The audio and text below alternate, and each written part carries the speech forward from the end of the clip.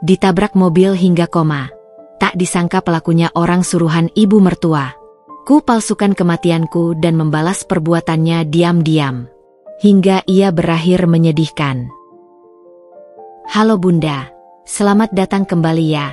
Semoga Bunda semuanya dalam keadaan sehat dan bahagia ya. Sebelum masuk ke ceritanya silahkan Bunda-Bunda semuanya absen terlebih dahulu ya. Bunda semuanya dari daerah mana saja yang sudah subscribe semoga rezekinya lancar ya. Pagi itu, mentari masuk melalui tirai jendela, menyapa Citra dengan kehangatan yang lembut. Aroma kopi dan roti panggang yang tercium dari dapur adalah pengingat bahwa hidupnya, seolah-olah, benar-benar sempurna.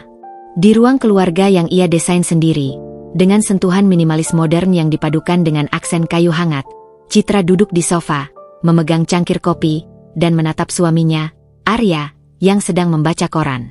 Arya, dengan rambutnya yang sedikit berantakan dan senyum santai, adalah pria yang Citra cintai sepenuh hati. Dia adalah seorang manajer proyek di sebuah perusahaan IT terkemuka, cerdas, perhatian, dan selalu mendukung Citra dalam setiap langkahnya. Sudah siap untuk presentasi hari ini? Tanyanya tanpa mengalihkan pandangan dari koran. Lumayan, jawab Citra sambil tersenyum. Proyek perumahan di Bintaro ini benar-benar tantangan. Ibu Ratna ingin semuanya sempurna, dan dia sangat teliti. Arya meletakkan korannya dan menatap Citra. Jangan terlalu khawatir. Ibu memang begitu, tapi dia hanya ingin yang terbaik. Lagi pula, kamu kan yang terbaik. Kata-kata Arya selalu berhasil menenangkan Citra. Setelah pernikahan mereka 2 tahun lalu, Citra dan Arya memutuskan untuk tinggal di rumah yang ia desain sendiri. Sebuah rumah yang mencerminkan cinta dan visi bersama mereka. Kehidupan mereka berjalan mulus, seolah tidak ada masalah yang berarti. Arya sibuk dengan pekerjaannya, sementara Citra disibukkan dengan karirnya sebagai desainer interior yang mulai menanjak. Setiap proyek baru adalah petualangan baru, dan ia menikmatinya. Namun, satu-satunya bayangan yang sedikit mengaburkan kebahagiaan mereka adalah Ibu Ratna, ibu mertuanya. Di mata Arya, Ibu Ratna adalah sosok ibu yang ideal, seorang wanita sosialita yang anggun, memiliki perusahaan tekstil yang sukses, dan sangat peduli pada keluarga. Tapi bagi Citra, Ibu Ratna terasa seperti labirin yang rumit. Senyumannya selalu hangat, kata-katanya penuh pujian, tetapi ada sesuatu yang kosong di matanya. Seringkali, saat mereka berkumpul, Citra menangkap tatapan Ibu Ratna yang penuh dengan penilaian, seolah-olah ia sedang diuji. Saat mereka makan malam di rumah Ibu Ratna, suasananya selalu formal. Ibu Ratna akan membahas tentang karir Arya, teman-teman sosialitanya, dan berbagai acara amal yang ia hadiri. Arya, kamu harus lebih sering berinteraksi dengan Tuan Kusuma, katanya suatu malam. Dia investor besar, dan dia bisa membantumu naik lebih cepat. Citra mencoba ikut serta dalam percakapan, menceritakan tentang proyeknya, tetapi Ibu Ratna hanya meresponsnya dengan anggukan singkat. Oh, bagus sekali, Citra. Tapi bukankah pekerjaanmu itu menghabiskan banyak waktu? Arya butuh istri yang bisa menemaninya di acara-acara penting. Arya buru-buru menyela. Bu, Citra itu sangat berbakat. Karyanya luar biasa, dan saya bangga dengannya. Ibu Ratna hanya tersenyum tipis, senyuman yang tidak sampai ke matanya. Tentu saja, Nak, Ibu tahu itu. Hanya saja, kehidupan pernikahan itu bukan hanya tentang karir individu. Citra mencoba untuk tidak terlalu memikirkannya. Ia percaya bahwa semua itu hanya kekhawatiran seorang ibu yang ingin melihat anaknya sukses. Tetapi, jauh di dalam hatinya, Citra merasa bahwa ia tidak pernah benar-benar diterima. Ia seperti benda asing yang ada di dunia Ibu Ratna, sebuah dunia di mana status, koneksi, dan kekuasaan adalah mata uang utama. Pokoknya, jangan khawatir, ya, kata Arya sambil mencium keningnya. Ibu hanya ingin yang terbaik untuk kita. Citra membalas senyum Arya. Ia meyakinkan dirinya sendiri bahwa cinta mereka akan cukup untuk melewati segala rintangan, termasuk ketidaknyamanan kecil yang ia rasakan. Bagaimanapun, di mata dunia, dan di mata Arya, kehidupan mereka adalah gambaran kesempurnaan. Ia tidak tahu, di balik tirai yang tampak indah ini, benih kebencian dan rencana jahat sedang ditanam dan siap untuk tumbuh. Proyek perumahan di Bintaro terasa seperti taruhan terbesar dalam karir Citra.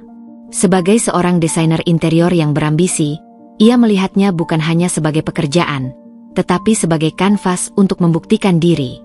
Ia mencurahkan setiap ons energi, dari sketsa awal hingga pemilihan material terkecil. Kliennya adalah keluarga kaya raya yang sangat menuntut, dan Ibu Ratna, ibu mertuanya, kebetulan menjadi salah satu investor utama. Kehadiran Ibu Ratna dalam proyek ini, alih-alih menjadi motivasi, justru menjadi beban tersendiri.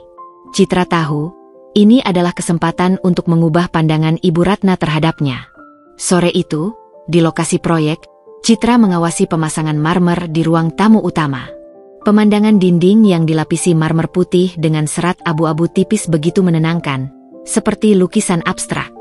Namun, ia terlalu fokus pada tata letak perabotan dan pencahayaan sehingga luput memperhatikan satu detail kecil di sudut ruangan. Sepetak kecil marmer yang coraknya sedikit lebih gelap, hampir tidak terlihat. Itu adalah kesalahan pemasangan. Kesalahan yang bisa terjadi pada proyek sebesar ini. Kesalahan manusiawi, pikir Citra. Ia berencana untuk memberitahu kontraktornya dan meminta agar segera diganti. Namun, ia tidak menyangka, waktu yang ia tunda sebentar akan berakibat fatal. Keesokan harinya, Citra berdiri di depan layar proyektor, menyajikan kemajuan proyek di hadapan para investor. Ia berbicara dengan penuh keyakinan, menjelaskan detail setiap ruangan, dari pencahayaan yang ia rancang khusus hingga material yang ramah lingkungan. Di barisan depan, Ibu Ratna duduk tegak, mengenakan setelan blazer mahal yang tampak begitu sempurna, seperti dirinya. Senyumnya terukir tipis, tetapi mata tajamnya tidak pernah lepas dari Citra. Ketika Citra menampilkan foto-foto kemajuan di lokasi, saat itulah momen kecanggungan itu terjadi. Foto ruang tamu terpampang di layar, dan sebuah tangan terangkat dari barisan depan. Tunggu sebentar, suara Ibu Ratna terdengar dingin dan tegas, membuat seluruh ruangan hening. Citra, apakah itu yang kamu sebut marmer Carrara? Citra, yang terbiasa dengan nama-nama material, merasa bingung. Ya, Bu, tentu saja. Jangan bohong pada saya, kata Ibu Ratna, suaranya mengandung nada menuduh. Saya tahu persis seperti apa Carrara. Seratnya lebih halus dan warnanya lebih cerah dari yang kamu tunjukkan. Saya rasa, kamu menggunakan jenis marmer yang lebih murah. Marmer itu bukan yang kita sepakati. Wajah Citra memanas. Ia menelan ludah, mencoba menenangkan diri. Maaf, Bu. Ada kesalahan teknis saat pemasangan. Saya sudah berencana untuk memperbaikinya. Kesalahan teknis? Ini proyek bernilai miliaran. Apa yang bisa kamu harapkan dengan sikap ceroboh seperti ini? Ibu Ratna tidak menutupi nada sinisnya. Ini menunjukkan bahwa kamu tidak memiliki perhatian terhadap detail. Kecerobohan seperti ini tidak bisa dimaafkan. Para investor lain saling berbisik, sementara Citra berdiri membeku di depan sana. Ia merasa harga dirinya runtuh. Ia bukan hanya Citra si desainer yang melakukan kesalahan. Ia adalah Citra menantu Ibu Ratna, yang membuat kesalahan fatal di depan umum. Arya, yang melihat kejadian itu, langsung menghampiri ibunya setelah presentasi. Bu, mengapa ibu melakukan itu? Ibu mempermalukan Citra. Ibu Ratna hanya mendengus. Arya, kamu harus mengerti. Saya melakukan ini demi kebaikanmu. Calon istri seorang manajer sukses sepertimu harusnya lebih profesional. Kesalahan sekecil apapun bisa merusak reputasi. Kamu butuh istri yang bisa menunjang karir, bukan yang malah merusak. Malamnya, suasana di rumah mereka terasa sangat dingin. Citra tidak bisa berhenti memikirkan kata-kata Ibu Ratna. Ia merasa dihancurkan. Ketika Arya mencoba menenangkannya, ia tahu Arya tidak akan pernah mengerti. Bagaimana mungkin ia bisa menjelaskan bahwa itu bukan sekadar kritik profesional, melainkan serangan pribadi? Beberapa hari kemudian, saat Citra datang ke rumah Ibu Ratna untuk makan malam, ia mendengar percakapan yang membuatnya terdiam di ambang pintu. Ibu Ratna sedang berbicara di telepon. Suaranya pelan tapi penuh emosi. Kamu tahu, saya tidak pernah setuju Arya menikahinya. Dia terlalu ambisius. Dia akan menarik Arya ke bawah. Dia hanya memikirkan dirinya sendiri.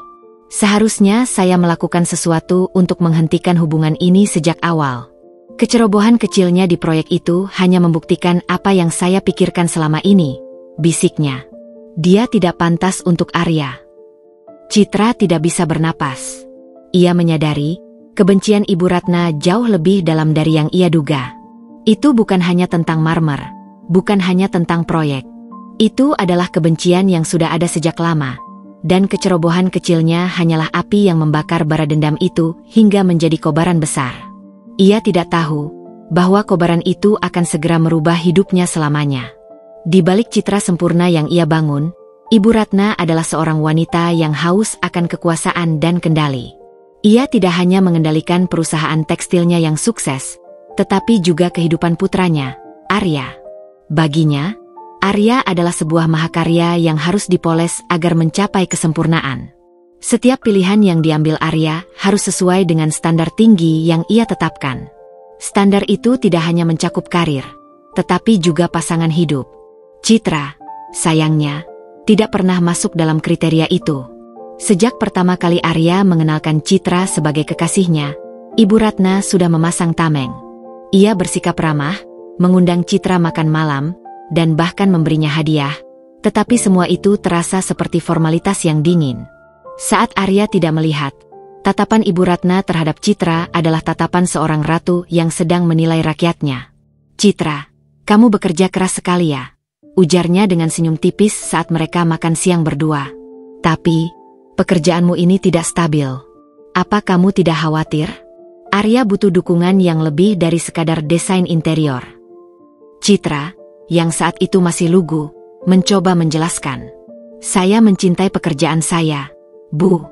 Dan saya yakin, saya bisa sukses di bidang ini." "Sukses?" Ibu Ratna terkekeh pelan. "Apa itu sukses bagimu, Citra?" "Bagi saya, sukses itu bukan hanya uang. Sukses itu koneksi, status, dan nama baik keluarga." Arya ditakdirkan untuk menjadi direktur utama. Ia butuh istri yang bisa menjadi perhiasan di sampingnya, bukan yang sibuk berkotor-kotor di lokasi proyek. Kata-kata itu menyengat hati Citra, namun ia memilih untuk diam. Ia berharap, seiring berjalannya waktu, Ibu Ratna akan melihat ketulusan cintanya pada Arya. Tetapi harapan itu sia-sia. Setelah mereka menikah, Ibu Ratna meningkatkan serangannya secara halus. Ia sering mengundang Arya untuk makan siang berdua, mengaburkan fakta dengan alasan-alasan manis seperti, "Ibu rindu sekali denganmu, Arya." Di sana, ia akan dengan lihai menjelek-jelekan Citra. "Arya, apakah Citra tidak memasak lagi untukmu? Kamu terlihat kurus." Atau, "Ibu dengar Citra terlalu sibuk hingga lupa menemani kamu ke acara penting. Padahal, penting sekali bagimu untuk membangun relasi, nak." Arya, yang mencintai ibunya dan tidak pernah menduga niat buruk di baliknya, selalu mencoba membela Citra. "Bu, Citra itu sangat sibuk. Dia juga lelah." "Saya mengerti kok." "Mengerti?" Ibu Ratna mengangkat alisnya. "Seharusnya Citra yang mengerti posisimu. Ia harusnya mendukungmu, bukan membiarkanmu berjuang sendirian." Ibu Ratna adalah seorang dalang yang kejam, dan setiap aksinya penuh perhitungan. Ia menggunakan statusnya sebagai ibu mertua untuk memanipulasi Arya, membuatnya merasa bersalah karena tidak mendengarkan nasihat ibunya. Ia juga mencoba menjodohkan Arya dengan putri dari keluarga kaya raya. "Ingat nak, dunia bisnis itu kejam. Kamu butuh aliansi yang kuat. Dan pernikahan adalah aliansi yang paling kuat." Namun, di balik semua intrik itu, ada satu hal yang paling Ibu Ratna benci dari Citra, kemandiriannya. Citra tidak butuh uang Arya, tidak butuh koneksi Arya. Ia berdiri di atas kakinya sendiri. Bagi Ibu Ratna, kemandirian itu adalah ancaman. Itu berarti ia tidak bisa mengendalikan Citra. Dan baginya, seseorang yang tidak bisa ia kendalikan adalah musuh. Ketika insiden Marmer itu terjadi, bagi Ibu Ratna, itu bukan hanya kesalahan material. Itu adalah bukti nyata, pembenaran atas semua kebencian yang ia pendam. Bukti bahwa Citra tidak sempurna. Bukti bahwa ia adalah kesalahan yang harus disingkirkan. Ide-ide jahat yang selama ini terpendam di dalam benaknya, kini mendapatkan pemicu untuk meledak. Ia percaya, dengan menyingkirkan Citra, ia akan menyelamatkan putranya dari sebuah bencana. Ia tidak tahu bahwa tindakan itu justru akan menjadi awal dari kehancuran yang tak terhindarkan. Hujan rintik-rintik turun membasahi jalanan Jakarta, memantulkan cahaya lampu kota yang buram. Di dalam mobil, lagu-lagu romantis mengalun pelan, seolah menjadi soundtrack untuk momen bahagia Citra dan Arya. Mereka baru saja menyelesaikan makan malam spesial, merayakan keberhasilan proyek Bintaro yang telah melewati semua rintangan, termasuk drama dengan Ibu Ratna. Suasana di dalam mobil begitu hangat, kontras dengan udara dingin di luar. Lihat, Bu Ratna sampai memuji karyamu di depan Tuan Kusuma, investor utama itu, kata Arya sambil menggenggam tangan Citra, matanya berbinar bangga. Aku tahu kamu bisa, sayang. Dia hanya butuh waktu untuk melihatnya. Citra tersenyum, menyandarkan kepalanya di bahu Arya. Aku senang kamu ada di sisiku.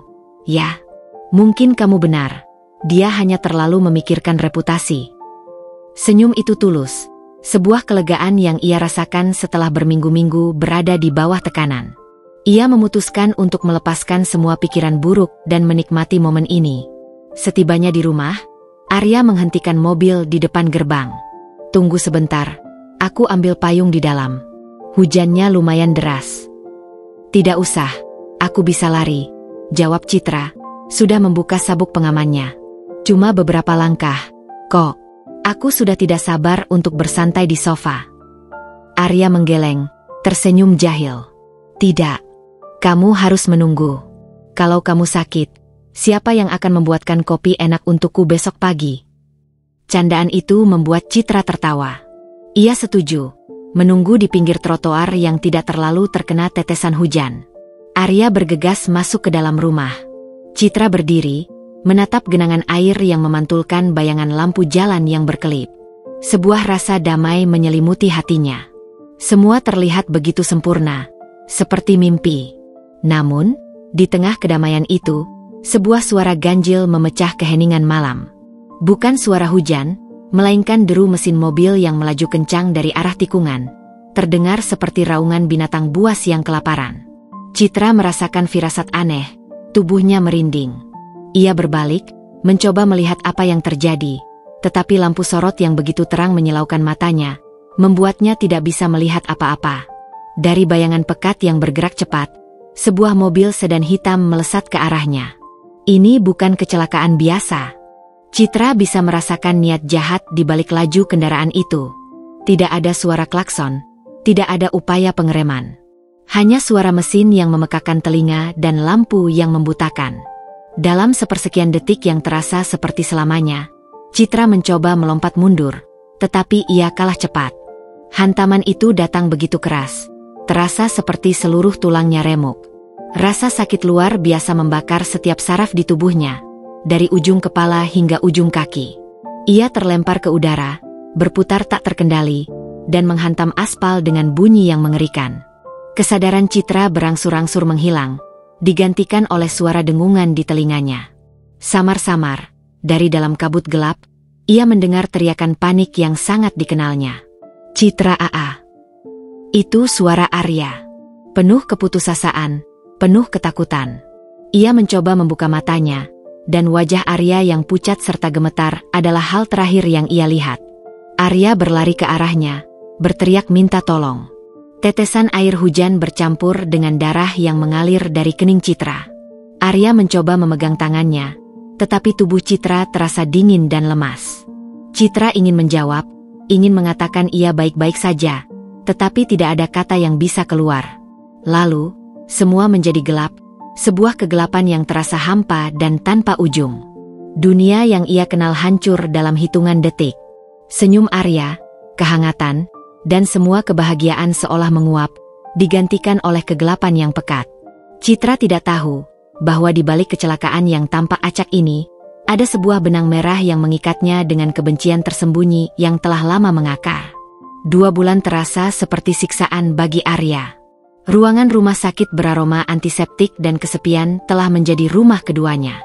Setiap hari, ia duduk di samping ranjang Citra yang terbaring tak berdaya. Wajah istrinya yang selalu penuh tawa kini pucat, dingin, dan terhubung dengan selang-selang dan kabel-kabel yang berkelip. Citra adalah sosok yang begitu hidup, dan melihatnya seperti ini menghancurkan hati Arya berkeping-keping. Dokter tidak bisa memberikan harapan palsu. Kondisi pasien stabil, tapi kita tidak bisa memprediksi kapan ia akan bangun. Cedera kepalanya cukup parah, kata mereka, seolah memberikan kabar kematian yang tertunda. Arya terus menggenggam tangan Citra, mengelusnya, dan berbicara padanya, menceritakan hal-hal kecil yang terjadi, berharap suaranya bisa menjangkau kesadaran Citra yang terperangkap. Di tengah kesedihan Arya, Ibu Ratna menjadi sosok yang paling setia menjenguk. Ia selalu datang membawa bunga, buah-buahan, dan makanan kesukaan Arya. Di depan putranya, ia adalah ibu yang paling peduli. Ia memeluk Arya, mengusap punggungnya, dan berkata, "Sabar ya, nak. Citra pasti akan bangun." Doa ibu selalu bersamanya. Senyumnya terlihat begitu tulus. Namun, di balik topeng kepedulian itu, tersembunyi niat yang busuk. Suatu sore, ketika Arya pergi ke kafetaria untuk membeli kopi, Ibu Ratna mengambil ponselnya. Ia menatap Citra yang terbaring kaku, memastikan tidak ada orang di sekitarnya. Lalu, ia menelepon seseorang, suaranya pelan, penuh amarah yang tertahan. "Kenapa dia masih hidup?" desisnya ke telepon. "Aku sudah membayar mahal agar ini semua beres. Kamu bilang ini akan terlihat seperti kecelakaan biasa. Kenapa dia masih bernapas? Kenapa dia tidak mati?" Citra, yang sebenarnya sudah sadar dari koma namun belum bisa menggerakkan tubuhnya, terkejut mendengar setiap kata yang diucapkan Ibu Ratna. Ia tidak bisa bergerak, tidak bisa berteriak, hanya bisa mendengar. Setiap kata terasa seperti belati yang menusuk. Rasa sakit di tubuhnya seolah hilang, digantikan oleh kejutan dan kemarahan yang membakar. Lalu apa? Dia koma, bukan mati. Ibu Ratna terdengar frustrasi. "Dengarkan baik-baik, aku tidak peduli dengan apa yang kamu lakukan. Aku tidak mau dia bangun. Buat dia tidak akan pernah bangun lagi. Lakukan sesuatu." Citra, yang hanya bisa mendengar, mulai mencoba menggerakkan jari-jarinya. Ia mencoba merespons, tetapi tubuhnya tidak bekerja sama. Ia seperti terjebak dalam sangkar yang terbuat dari daging dan tulang. Ketidakberdayaan itu terasa lebih menyiksa daripada semua luka fisik yang ia derita. Citra akhirnya mengerti. Ini bukan kecelakaan. Ini adalah sebuah rencana keji yang diatur oleh ibu mertuanya sendiri. Beberapa hari kemudian, Ibu Ratna kembali ke ruangan Citra, kali ini tanpa Arya. Ia duduk di kursi di samping ranjang, menatap wajah Citra dengan tatapan sinis. "Citra, Citra," bisiknya. Suaranya kini terdengar sangat kejam. "Kamu adalah kesialan bagi Arya. Kamu menghambatnya. Sejak awal, saya tidak pernah menyetujui kalian. Arya butuh wanita yang selevel dengannya. Wanita dari keluarga terpandang yang bisa membantunya naik, bukan wanita ambisius yang hanya akan menariknya ke bawah." Ia mengusap rambut Citra, tetapi sentuhannya terasa dingin, seperti sentuhan ular. "Kamu pikir kecelakaan itu kebetulan? Jangan naif, Citra. Itu adalah takdirmu. Takdir yang saya rencanakan untukmu. Harusnya kamu tahu, kamu seharusnya mati, dan Arya akan bebas dari semua ini." Rasa marah dan dendam yang selama ini terpendam di dalam diri Citra meletup-letup. Ia tidak lagi merasakan sakit. Hanya ada satu hal yang ia inginkan, membalas perbuatan wanita di hadapannya ini. Ia ingin bangkit dan menghancurkan semua kebohongan dan rencana keji yang dibuatnya. Dengan sekuat tenaga, ia mencoba menggerakkan tubuhnya. Perlahan, jari-jari tangan Citra yang digenggamnya bergerak. 1, 2, 3 kali. Ibu Ratna yang sedang tenggelam dalam kata-kata kejamnya, terkejut melihat gerakan itu. Ia menatap wajah Citra, dan melihat mata yang perlahan terbuka. Mata Citra menatap lurus ke arahnya. Tatapan itu bukan lagi tatapan polos seorang menantu yang patuh, melainkan tatapan yang membara penuh dendam. Mata yang berisi janji untuk membalas setiap rasa sakit dan penderitaan yang telah ia alami. Ibu Ratna terdiam, wajahnya pucat pasi. Ia melihat nyala kebencian di mata Citra yang baru saja sadar. Tatapan Citra yang membara membuat Ibu Ratna tertegun. Ketakutan sesaat menyelimutinya, tetapi ia segera mengendalikan diri, menyembunyikannya di balik senyum palsu yang telah ia latih bertahun-tahun. "Citra, kamu sadar?" ucapnya dengan nada yang dibuat-buat penuh kelegaan. Ia melangkah mendekat, seolah ingin memeluk Citra, tetapi langkahnya terhenti saat Citra menarik tangannya. "Aku mendengar semuanya." Suara Citra serak, tetapi penuh kekuatan. "Semua percakapanmu. Aku tahu apa yang kamu lakukan." Wajah Ibu Ratna seketika memucat. Jantungnya berdegup kencang. Takut rahasianya terbongkar. Ia mencoba mengumpulkan keberanian. "Aku tidak tahu apa yang kamu bicarakan, Citra. Mungkin kamu masih berhalusinasi karena obat bius. Itu hal yang wajar." "Berhalusinasi?" Citra tersenyum sinis. "Aku mendengar kamu menyuruh seseorang untuk membunuhku. Aku mendengar kamu mengatakan aku pantas mati. Aku mendengar semuanya, Ibu Ratna." Ibu Ratna mundur beberapa langkah, tangannya gemetar. Ia tidak bisa lagi menyembunyikan keterkejutannya. Rencana yang ia yakini sempurna kini hancur di depan matanya. Ia mencoba membela diri, tetapi kata-kata itu tercekat di tenggorokannya. Ia tahu, tatapan Citra yang tajam itu tidak bisa dibohongi. Ia menelan ludah, mencari cara untuk keluar dari situasi ini. Di tengah ketegangan itu, pintu ruangan terbuka. Arya masuk bersama ayah Citra, Pak Budiman, yang selama ini dengan setia menunggu. "Citra, sayang, kamu sadar?" seru Arya, matanya berkaca-kaca.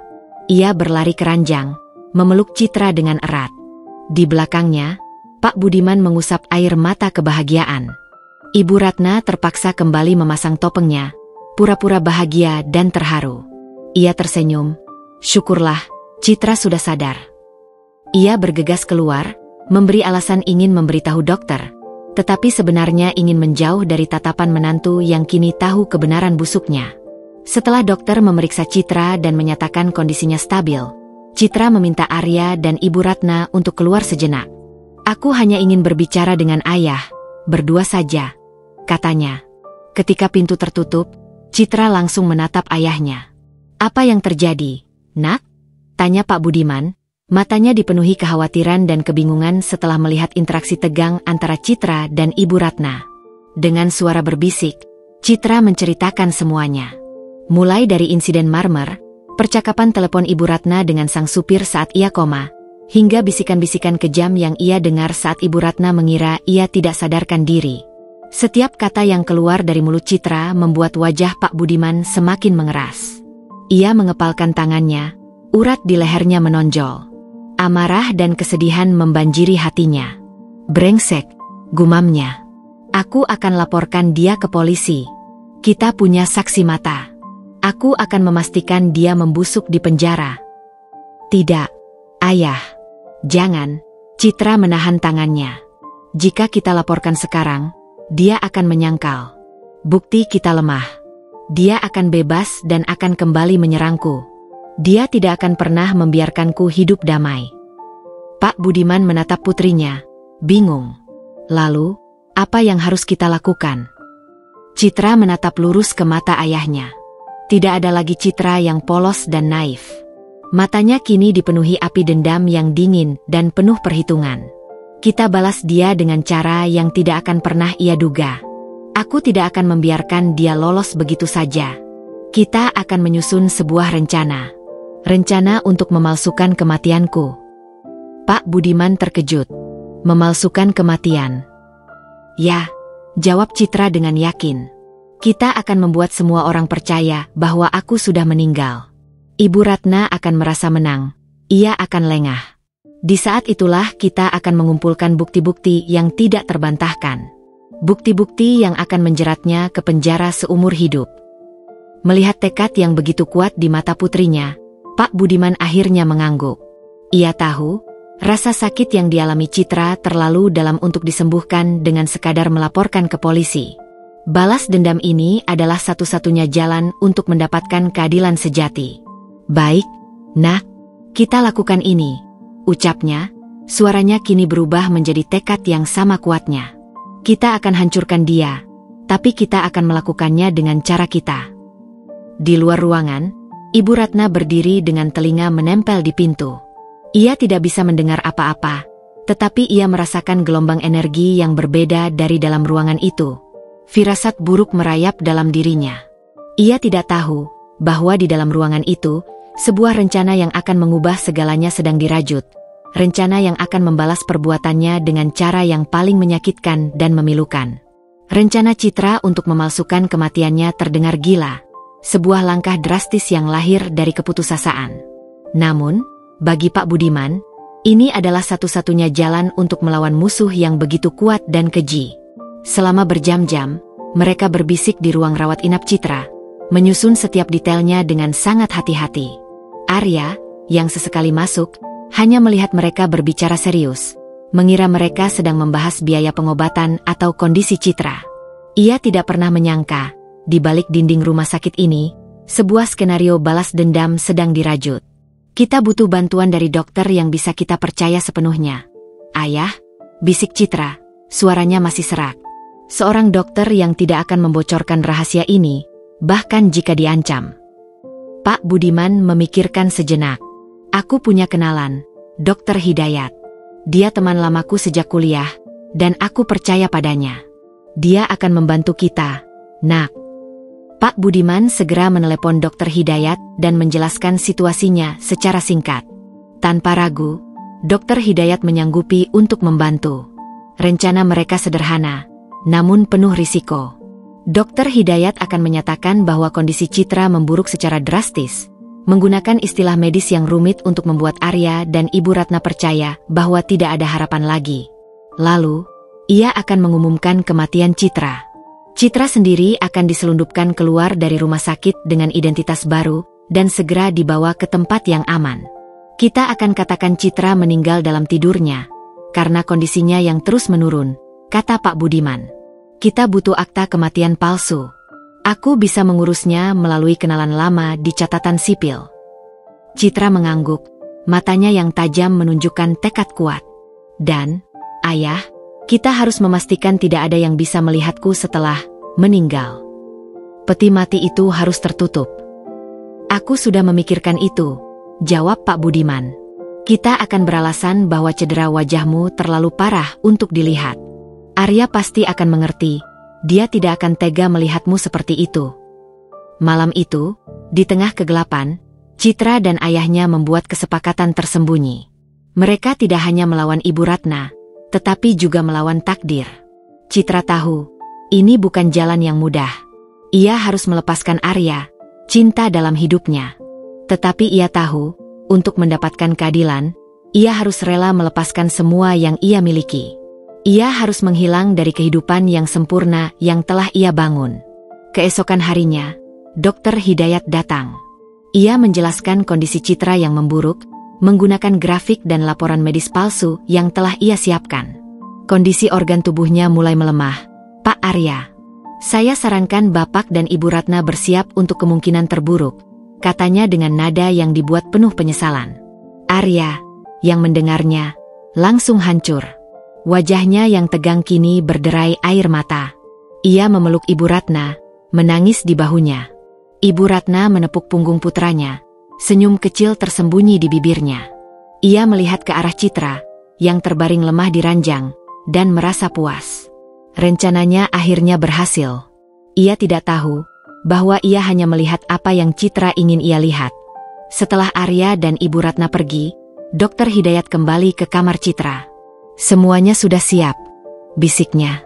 Malam ini, kita akan lakukan. Citra menatap ayahnya dan Dokter Hidayat, mengangguk. Tidak ada keraguan di matanya. Hanya ada tekad yang membara, tekad untuk membalas dendam. Malam itu, di dalam ruangan yang sunyi, mereka mempersiapkan segala sesuatunya untuk kematian Citra. Sebuah langkah awal dari rencana yang akan mengubah segalanya. Berita duka menyebar dengan cepat dan mengejutkan. Arya, yang hatinya hancur, menelepon semua kerabat dan teman untuk mengabarkan kehilangan istrinya. Suaranya serak dan putus asa. Kata-kata yang keluar dari bibirnya dipenuhi oleh kesedihan yang mendalam. Di sisi lain, Ibu Ratna, dengan ekspresi yang dibuat-buat, menerima telepon dari kerabat yang mengucapkan bela sungkawa. Di balik topeng kesedihan itu, ia merasa lega dan bahagia. Ia bahkan mengambil alih semua persiapan pemakaman, dari memilih peti mati hingga menghubungi catering, seolah-olah ini adalah proyek yang harus ia selesaikan dengan sempurna. "Tenang, nak. Biar ibu yang urus semuanya," bisiknya kepada Arya yang hancur. "Kamu fokus saja untuk berduka. Ibu akan pastikan Citra mendapatkan tempat peristirahatan yang terbaik." Di dalam kamar jenazah, Citra bersembunyi. Dengan bantuan Dokter Hidayat dan Pak Budiman, ia diselundupkan keluar dari rumah sakit. Menggunakan identitas baru, ia menaiki mobil yang sudah disiapkan ayahnya. Dari jendela mobil yang gelap, ia melihat sebuah peti mati yang seharusnya berisi dirinya dibawa masuk ke dalam mobil jenazah. Hatinya mencelos, tetapi tekadnya lebih kuat dari rasa sakit. Hari pemakaman tiba. Langit mendung seolah ikut menangisi kepergian Citra. Arya tampak rapuh, mengenakan pakaian serba hitam, berdiri di samping peti mati yang tertutup. Air matanya mengalir tanpa henti.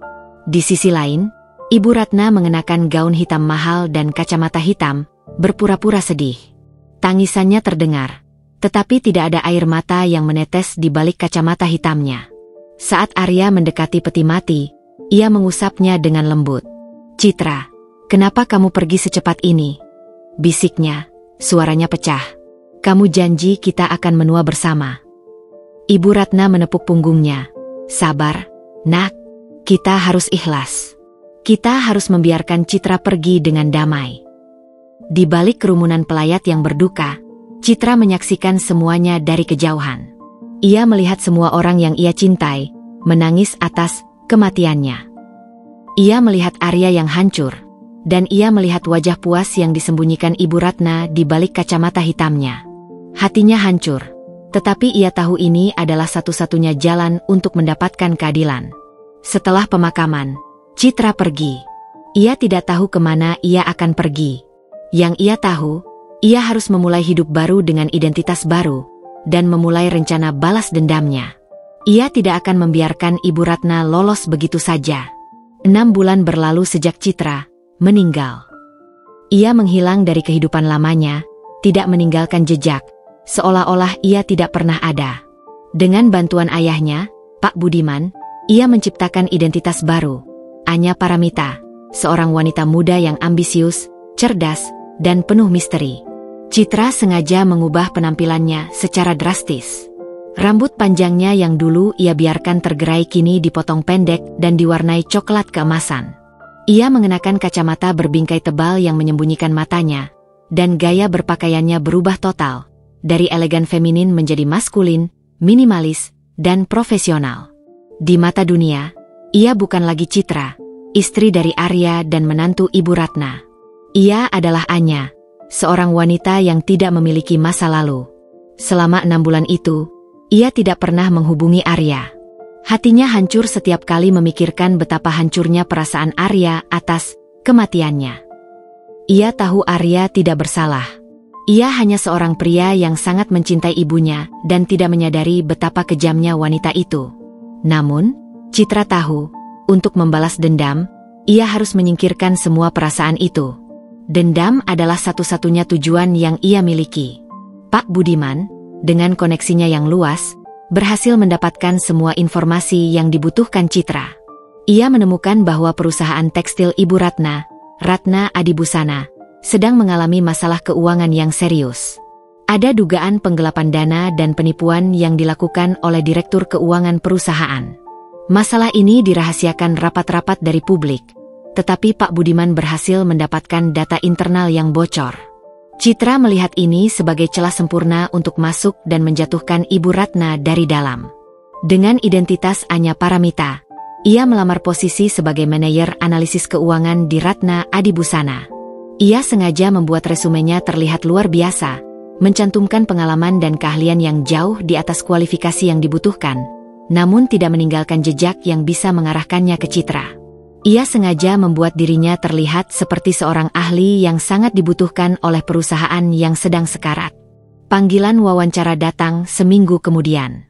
Wawancara pertama Citra adalah dengan tim HRD, yang terkesan dengan pengetahuan dan analisisnya yang tajam tentang kondisi pasar tekstil saat ini. Wawancara kedua adalah dengan Direktur Keuangan, yang juga terkagum-kagum dengan cara berpikir Citra yang strategis. Akhirnya, ia dipanggil untuk wawancara terakhir dengan sang pemilik perusahaan, Ibu Ratna.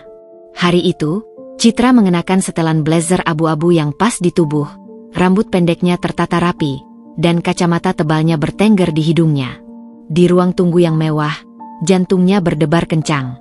Ini adalah pertama kalinya ia bertemu dengan Ibu Ratna setelah kematiannya.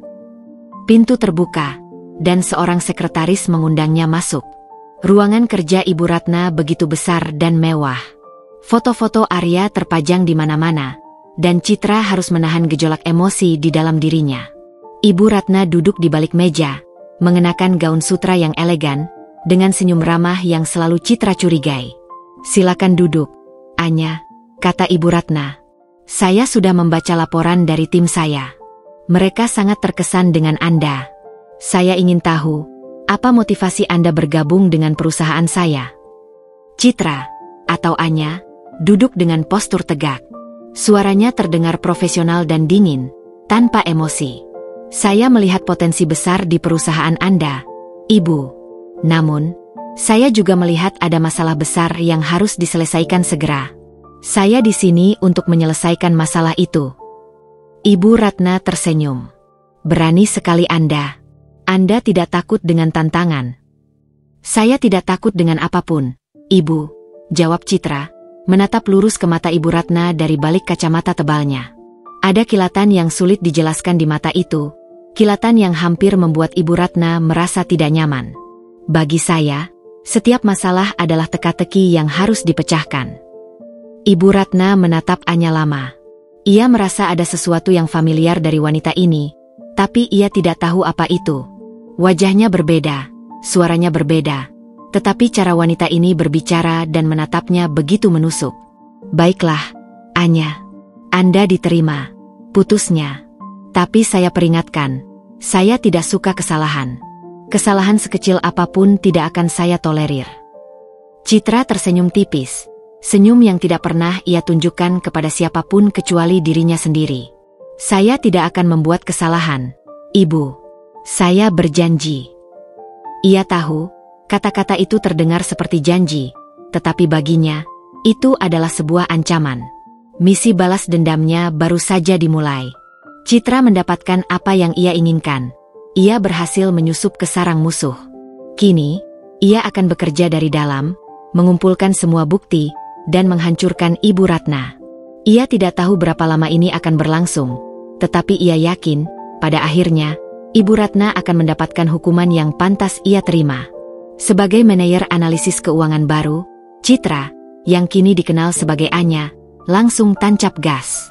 Ia bekerja tanpa henti, dari pagi hingga larut malam. Tidak ada lagi istirahat makan siang yang santai, tidak ada lagi canda tawa bersama Arya. Hanya ada angka, laporan, dan misi yang membara di hatinya. Di balik kacamata tebalnya, ia mengamati setiap gerak-gerik karyawan, menganalisis setiap detail laporan keuangan, dan mencari celah sekecil apapun. Ia tahu, kebenaran tersembunyi di balik tumpukan kertas itu. Anya segera menyadari bahwa masalah keuangan Ratna Adibusana jauh lebih serius daripada yang terlihat di permukaan. Laporan yang disajikan kepada investor terlihat sempurna, tetapi ketika ia mulai menggali data internal, ia menemukan banyak ketidaksesuaian. Beberapa transaksi besar dicatat sebagai biaya operasional, tanpa deskripsi yang jelas. Ada banyak aliran dana keluar yang tidak masuk akal, dan beberapa vendor fiktif terdaftar sebagai penerima pembayaran. Kecurigaan Citra langsung mengarah pada Direktur Keuangan, Pak Hadi. Ia adalah orang kepercayaan Ibu Ratna, yang sudah bekerja di perusahaan itu selama lebih dari 20 tahun. Setiap kali Citra bertanya tentang transaksi yang mencurigakan, Pak Hadi akan menjawab dengan jawaban yang bertele-tele dan tidak jelas.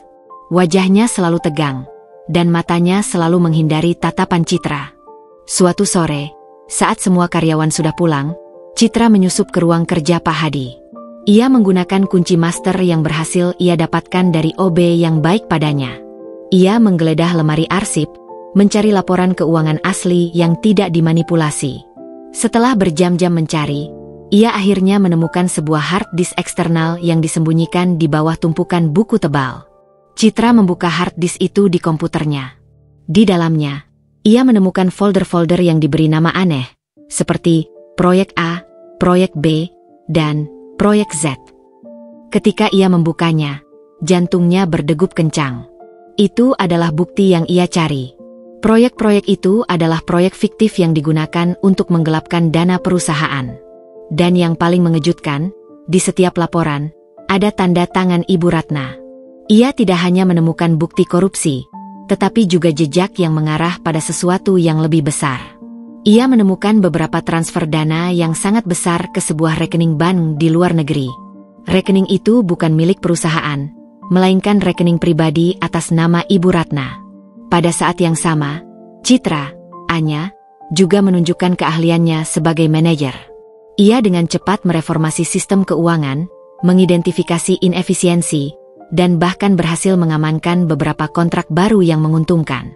Di mata Ibu Ratna, ia adalah seorang manajer yang brilian, seorang penyelamat yang datang tepat waktu untuk menyelamatkan perusahaannya. Ibu Ratna memuji Citra di depan umum, tetapi di mata Citra, pujian itu terasa hampa.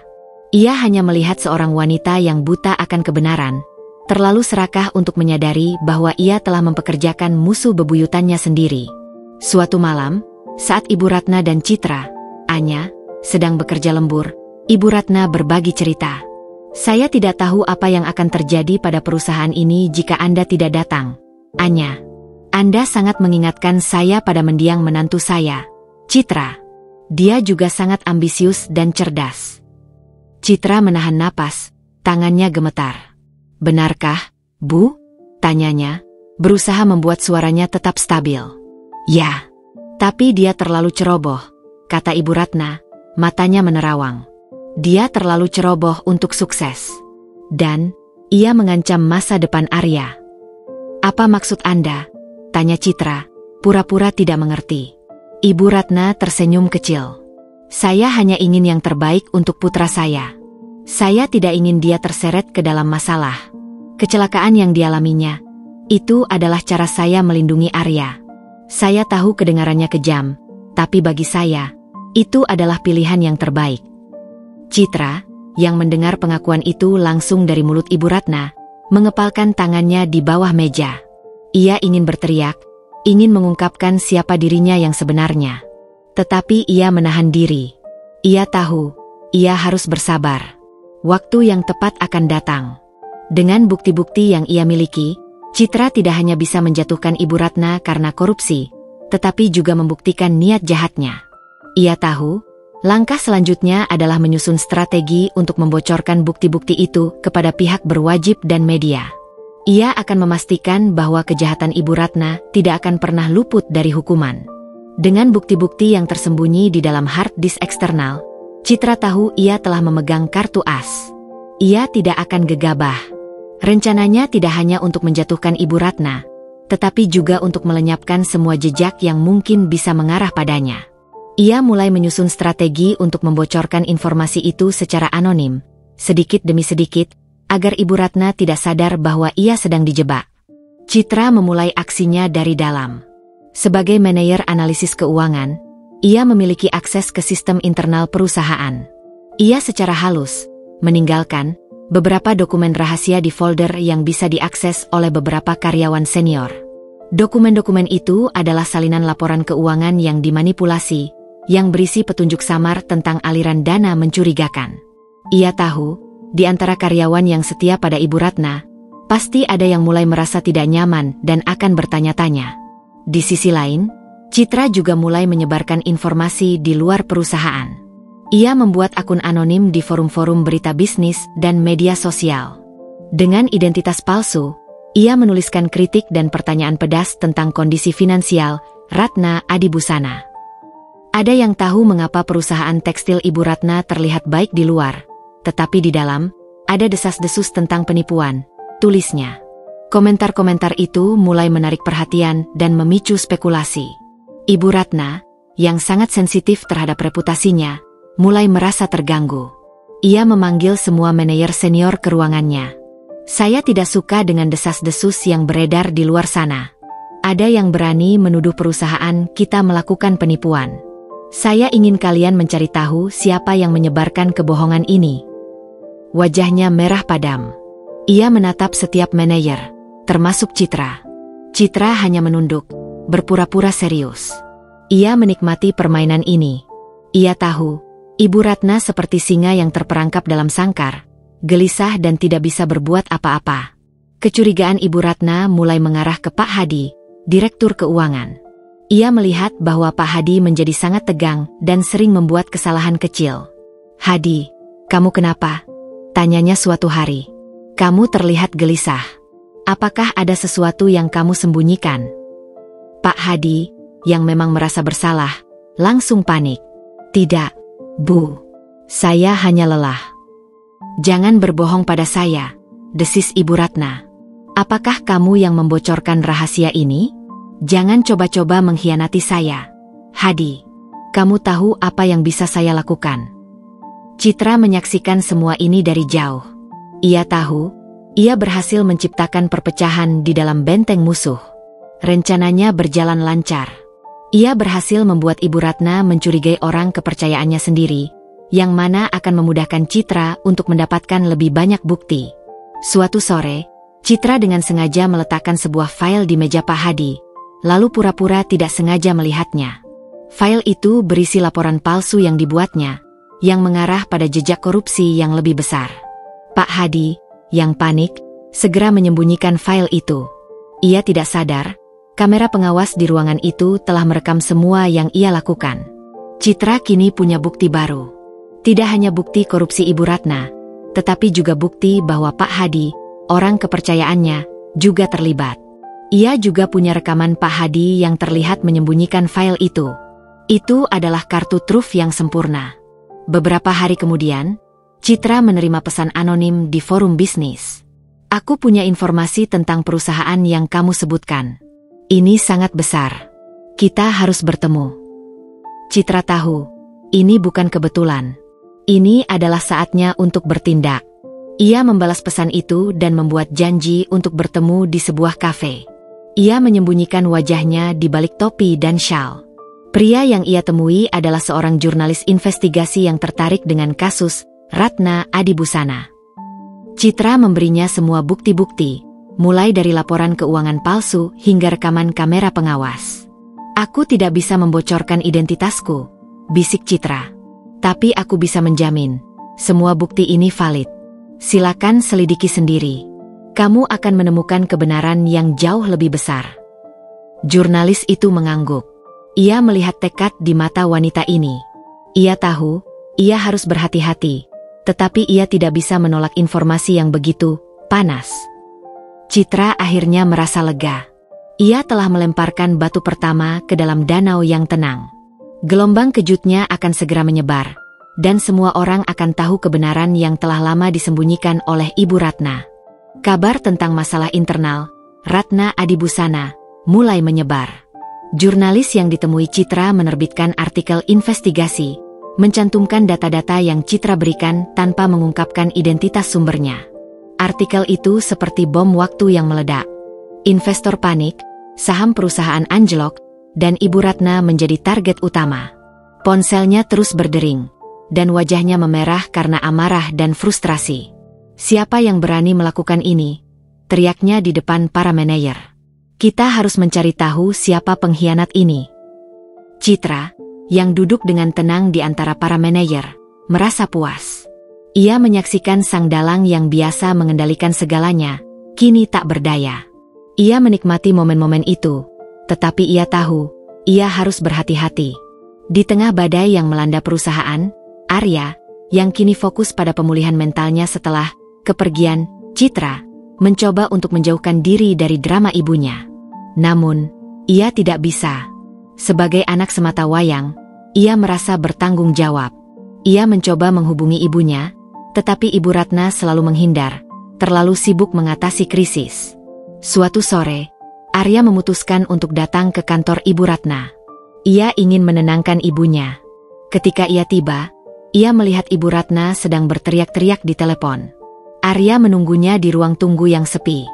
Pintu ruang kerja Ibu Ratna terbuka, dan ia melihat seorang wanita keluar. Rambutnya pendek, mengenakan kacamata tebal, dan ekspresinya terlihat dingin. Wanita itu adalah Citra, alias Anya. Jantung Arya berdebar kencang. Ada sesuatu yang sangat familiar dari wanita ini. Gerak-geriknya, cara ia berjalan, bahkan cara ia memegang tas kerjanya. Semua itu mengingatkannya pada Citra. Ia berdiri dan memanggilnya. Anya. Citra membeku. Ia tidak menyangka akan bertemu Arya di sini. Ia menoleh dan melihat wajah Arya yang pucat dan mata yang penuh kerinduan. Citra harus tetap tenang. Ia tidak boleh ketahuan. Ia harus berakting dengan sempurna. Anda memanggil saya? Tanyanya. Suaranya terdengar profesional, tanpa emosi. Maaf, kata Arya. Saya pikir Anda adalah seseorang yang saya kenal. Saya rasa Anda salah orang, jawab Citra, lalu ia bergegas pergi. Tetapi, Arya tidak menyerah. Ia mengejar Citra sampai ke lobi. Tunggu, siapa nama Anda? Saya tahu saya pernah melihat Anda. Citra, yang merasa panik, berbalik. Nama saya Anya Paramita. Saya manajer analisis keuangan di sini. Permisi, saya sedang terburu-buru. Tunggu, kata Arya. Ia menyentuh lengan Citra, dan mata mereka bertemu. Arya terkejut. Ada sesuatu di mata wanita ini yang tidak bisa ia lupakan. Tatapan itu adalah tatapan Citra. Tatapan yang berisi api yang membara. Arya melepaskan tangannya, mundur selangkah. Maaf, ucapnya. Anda sangat mirip dengan mendiang istri saya. Citra hanya bisa menunduk, menahan air mata yang hampir jatuh. Ia tidak bisa menjawab. Ia hanya bisa berdoa agar Arya tidak menyadarinya. Malam harinya, Arya tidak bisa tidur. Ia terus memikirkan wanita bernama Anya itu. Ia kembali ke kantor ibunya, melihat dari jauh. Ia menunggu Anya pulang. Setelah beberapa jam, Anya keluar dari kantor. Ia berjalan sendiri, lalu naik taksi. Arya mengikutinya. Taksi itu berhenti di sebuah apartemen sederhana. Anya masuk ke dalam, dan Arya hanya bisa duduk di dalam mobilnya, memikirkan semua hal yang terjadi. Ia merasa ada sesuatu yang tidak beres. Ia tahu, di antara semua rasa sakit dan kebingungan, ada satu hal yang pasti. Wanita itu bukanlah orang asing. Wanita itu adalah Citra. Ia tidak tahu bagaimana ia bisa begitu yakin. Ia hanya tahu, hatinya tidak bisa dibohongi. Ia tahu, ia harus mencari tahu apa yang terjadi. Ia harus mencari tahu mengapa Citra memalsukan kematiannya, dan mengapa ia kini bekerja di perusahaan ibunya. Arya tidak bisa tenang. Pertemuannya dengan Anya membuat pikirannya kacau balau. Ia yakin wanita itu adalah Citra, namun akal sehatnya menolak. Citra sudah meninggal. Ia menghadiri pemakamannya, melihat peti matinya. Namun, hatinya mengatakan sebaliknya. Ia merasa harus mencari tahu kebenaran, apapun risikonya.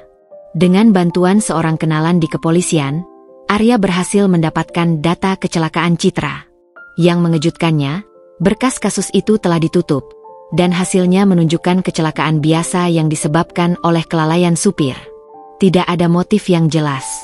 Ini membuat Arya semakin curiga. Ia tahu ibunya adalah orang yang berpengaruh. Mungkinkah ibunya terlibat? Malam itu, Arya memberanikan diri. Ia datang ke apartemen Anya. Jantungnya berdebar kencang saat ia menekan bel. Pintu terbuka, dan Anya berdiri di sana, terkejut melihatnya. Arya? Apa yang kamu lakukan di sini? Tanyanya, suaranya dipenuhi panik. Citra, kamu Citra, kan? Tanya Arya, matanya berkaca-kaca. Citra terdiam. Ia tahu tidak ada gunanya berbohong lagi. Ia mengangguk, dan air mata akhirnya menetes di pipinya. Arya langsung memeluknya erat-erat, seolah tidak ingin melepaskannya lagi. Kenapa kamu melakukan ini? Kenapa kamu memalsukan kematianmu? Citra mengajak Arya masuk dan menceritakan semuanya dari awal. Tentang kecerobohan Marmer yang membuat Ibu Ratna marah, tentang bisik-bisik yang ia dengar saat koma, tentang rencana pembunuhan, dan tentang skenario pemakaman palsu. Arya mendengarkan dengan hati yang hancur. Ia tidak percaya ibunya bisa berbuat sekeji itu. Aku tidak tahu, bisik Arya. Aku tidak tahu ibuku sejahat itu. Aku tahu kamu tidak bersalah, Arya, kata Citra, suaranya serak. Aku melakukan ini bukan untuk menyakitimu. Aku melakukan ini untuk mendapatkan keadilan. Di saat yang sama, tim investigasi yang bekerja sama dengan jurnalis yang ditemui Citra akhirnya mendapatkan bukti yang tidak terbantahkan. Dengan bukti-bukti yang Citra berikan, mereka berhasil menelusuri aliran dana Ibu Ratna ke luar negeri, menemukan rekening bank tersembunyi yang digunakan untuk menggelapkan uang perusahaan. Mereka juga menemukan bukti supir yang menabrak Citra adalah orang suruhan Ibu Ratna. Keesokan harinya, berita besar itu meledak di media. Ibu Ratna, yang sedang berada di kantornya, terkejut melihat berita di televisi. Ia tidak percaya bahwa semua kejahatannya terungkap. Ia mencoba menelepon Arya, tetapi Arya tidak menjawab. Ia mencoba menghubungi Pak Hadi, tetapi Pak Hadi juga menghilang. Tiba-tiba, pintu ruang kerjanya terbuka, dan beberapa orang polisi masuk. Mereka membacakan surat penangkapan atas nama Ibu Ratna atas tuduhan korupsi, penggelapan dana, dan percobaan pembunuhan berencana. Wajah Ibu Ratna pucat pasi. Ia tidak bisa berkata-kata. Penangkapan Ibu Ratna menjadi berita utama di seluruh media nasional. Foto-foto dirinya yang dulu selalu tampil sempurna di majalah bisnis, kini digantikan oleh gambar dirinya yang terlihat lelah dan putus asa saat digiring ke kantor polisi. Dunia yang ia bangun dengan susah payah, kini runtuh di depan mata semua orang. Perusahaan, Ratna Adibusana, dinyatakan bangkrut. Semua asetnya disita oleh negara untuk membayar kerugian para investor yang menjadi korban penipuannya. Gelar sosialita, pebisnis ulung, dan dermawan yang dulu ia sandang, kini berganti menjadi tersangka kasus penipuan, korupsi, dan percobaan pembunuhan.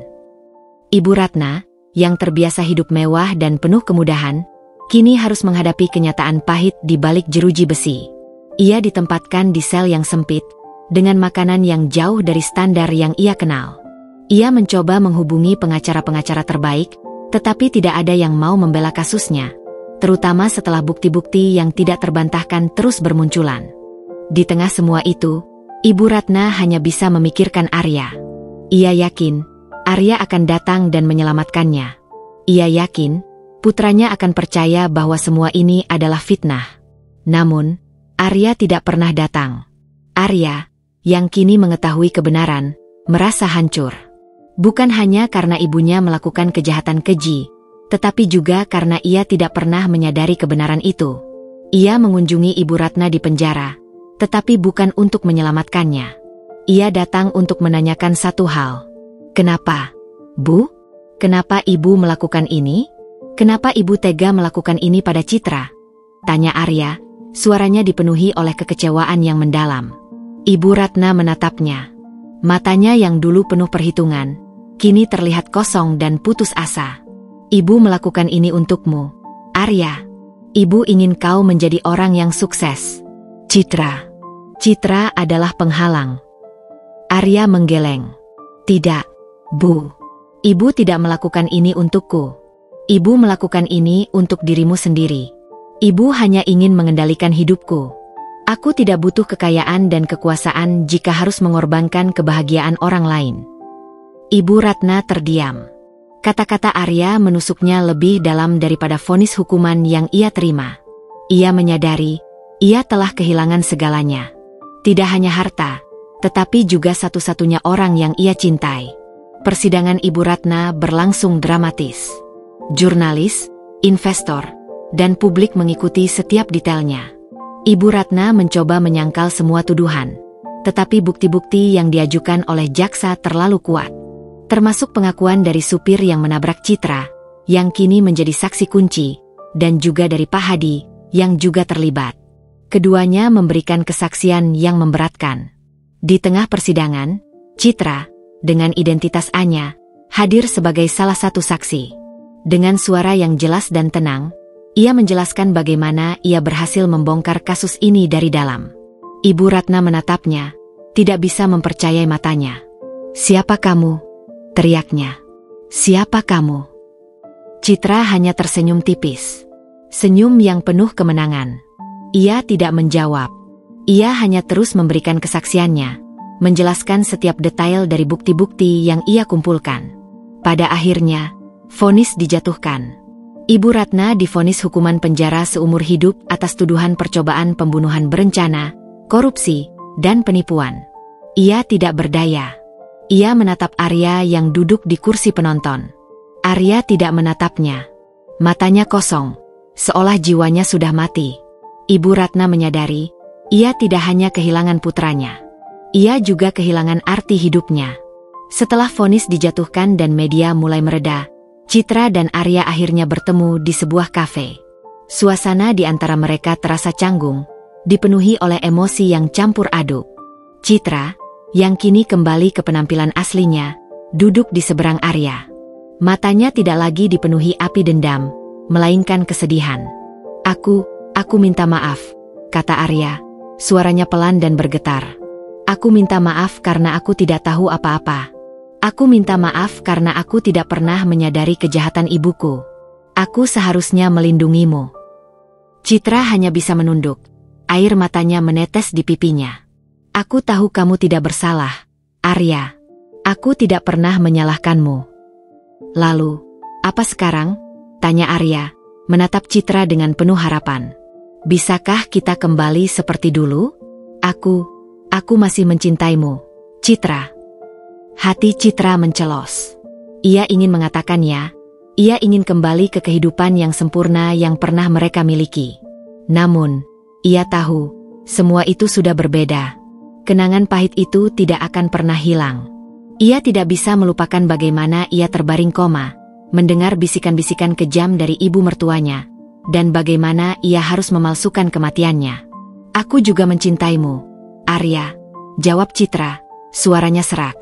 "Tapi, kita tidak bisa kembali. Terlalu banyak yang terjadi. Terlalu banyak yang hancur." Arya menatapnya, matanya dipenuhi rasa sakit. "Jadi, ini akhirnya?" Citra mengangguk. "Ya, kita harus berpisah." Ia tahu ini adalah keputusan yang paling sulit. Ia harus merelakan Arya demi kehidupannya sendiri. Ia harus memulai lembaran baru, tanpa bayang-bayang masa lalu yang kelam. "Aku harap kamu menemukan kebahagiaan, Arya," kata Citra, lalu ia bangkit dari kursinya. Arya tidak bisa berkata-kata. Ia hanya bisa menatap Citra yang berjalan pergi, menjauh darinya, seolah-olah ia adalah orang asing. Ia tahu, Citra benar. Mereka tidak bisa kembali. Terlalu banyak yang hancur, terlalu banyak yang hilang. Ia harus merelakan Citra, seperti ia harus merelakan ibunya. Beberapa tahun telah berlalu sejak Citra meninggal, dan Ibu Ratna di penjara. Citra, yang kini sepenuhnya menjalani hidup sebagai Anya, telah menemukan kedamaian yang ia cari. Ia kembali menekuni profesinya sebagai desainer interior, tetapi kali ini dengan semangat yang berbeda. Ia tidak lagi mengejar status atau pengakuan. Ia bekerja dengan hati, menciptakan ruang-ruang yang bukan hanya indah, tetapi juga nyaman dan penuh cerita bagi para kliennya. Kini, ia memiliki studio desainnya sendiri, Anya Paramita Studio, yang dikenal dengan karyanya yang unik dan otentik. Ia tidak lagi mencari klien-klien kaya raya, melainkan klien yang menghargai seni dan keindahan. Karyanya tidak hanya indah di mata, tetapi juga membawa ketenangan bagi siapapun yang melihatnya. Ia menyadari, setelah semua yang ia lalui, kedamaian sejati tidak ditemukan dalam kemewahan, tetapi dalam hati yang tenang. Suatu sore, ia sedang duduk di kafe, menikmati secangkir teh, ketika ia melihat Arya. Arya tampak lebih tua, rambutnya sedikit memutih, dan matanya terlihat lelah. Ia duduk sendirian, menatap jalanan yang ramai. Citra merasakan dorongan untuk menghampirinya, tetapi ia menahan diri. Ia tahu, mereka tidak bisa kembali. Mereka telah memilih jalan yang berbeda. Citra hanya bisa tersenyum. Ia tidak lagi merasakan dendam atau amarah. Ia merasa damai. Ia telah memaafkan Ibu Ratna, bukan untuk Ibu Ratna, melainkan untuk dirinya sendiri. Ia menyadari, dendam hanya akan meracuni jiwanya, dan ia tidak ingin hidup dalam kegelapan itu. Ia ingin hidup dalam cahaya, dalam kedamaian. Beberapa hari kemudian, Citra menerima sebuah surat dari ayahnya. Surat itu berisi kabar bahwa Ibu Ratna meninggal di penjara. Citra tidak terkejut. Ia tidak merasakan apa-apa. Tidak ada kesedihan, tidak ada kepuasan. Hanya ada kekosongan yang dalam. Ia menyadari, balas dendam tidak akan pernah membawa kebahagiaan. Kebahagiaan adalah sesuatu yang harus ia temukan sendiri. Citra menutup matanya, mengambil napas dalam-dalam. Ia telah melalui semua ini. Ia telah kehilangan segalanya, tetapi ia telah mendapatkan sesuatu yang jauh lebih berharga, kedamaian. Ia tahu, ia adalah seorang wanita yang kuat, yang telah melewati badai dan keluar sebagai pemenang. Ia tidak lagi takut. Ia siap untuk memulai bab baru dalam hidupnya. Bab yang penuh dengan cahaya, kedamaian, dan kebahagiaan. Beberapa tahun telah berlalu sejak Citra meninggal dan Ibu Ratna di penjara.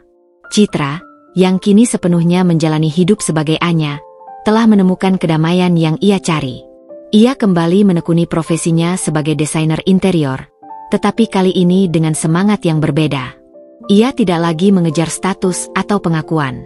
Ia bekerja dengan hati, menciptakan ruang-ruang yang bukan hanya indah, tetapi juga nyaman dan penuh cerita bagi para kliennya. Kini, ia memiliki studio desainnya sendiri, Anya Paramita Studio, yang dikenal dengan karyanya yang unik dan otentik. Ia tidak lagi mencari klien-klien kaya raya, melainkan klien yang menghargai seni dan keindahan. Karyanya tidak hanya indah di mata, tetapi juga membawa ketenangan bagi siapapun yang melihatnya. Ia menyadari, setelah semua yang ia lalui, kedamaian sejati tidak ditemukan dalam kemewahan, tetapi dalam hati yang tenang. Suatu sore, ia sedang duduk di kafe, menikmati secangkir teh, ketika ia melihat Arya. Arya tampak lebih tua, rambutnya sedikit memutih, dan matanya terlihat lelah. Ia duduk sendirian, menatap jalanan yang ramai. Citra merasakan dorongan untuk menghampirinya, tetapi ia menahan diri. Ia tahu, mereka tidak bisa kembali. Mereka telah memilih jalan yang berbeda. Citra hanya bisa tersenyum. Ia tidak lagi merasakan dendam atau amarah. Ia merasa damai. Ia telah memaafkan Ibu Ratna, bukan untuk Ibu Ratna, melainkan untuk dirinya sendiri.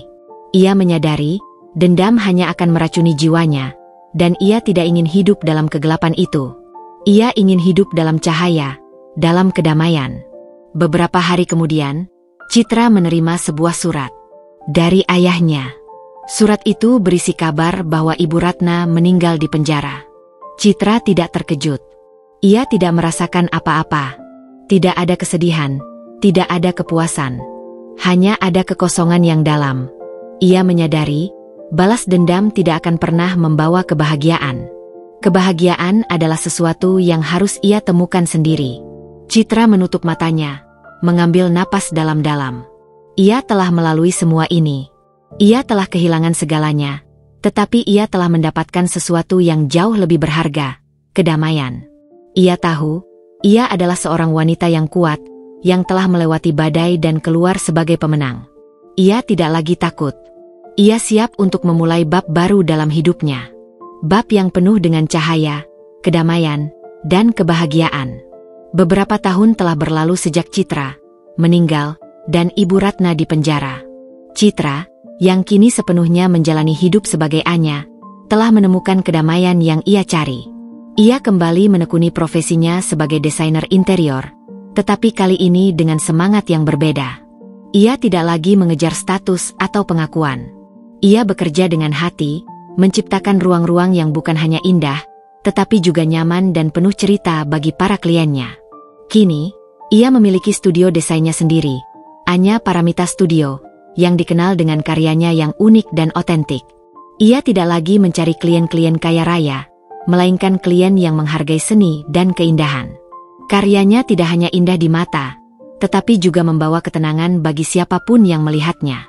Ia menyadari, setelah semua yang ia lalui, kedamaian sejati tidak ditemukan dalam kemewahan, tetapi dalam hati yang tenang.